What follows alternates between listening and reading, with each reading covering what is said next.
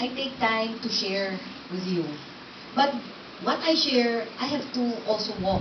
And that's the most difficult thing. Walking your talk. Right? So now that I learn all these things and share it with you, I have to be conscious of walking my talk. Same with you. But that's a challenge eh. And I think among us, we have to remind one another, oh, Marvin, ganito na yan. Oh, ako rin. You know, my door is always open.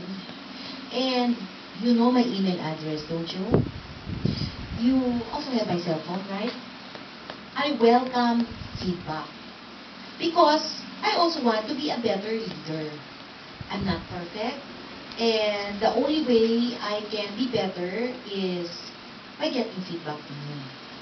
By also learning myself. By attending also seminars on my own. Or reading. So I encourage you to do the same. Because that's the only way you can learn it. When I didn't know how to... because I took up a different course. And I never wanted to look at numbers. But because I want to do this, then I had to learn. I had to learn, right? And so I equipped myself. So it's really more about equipping.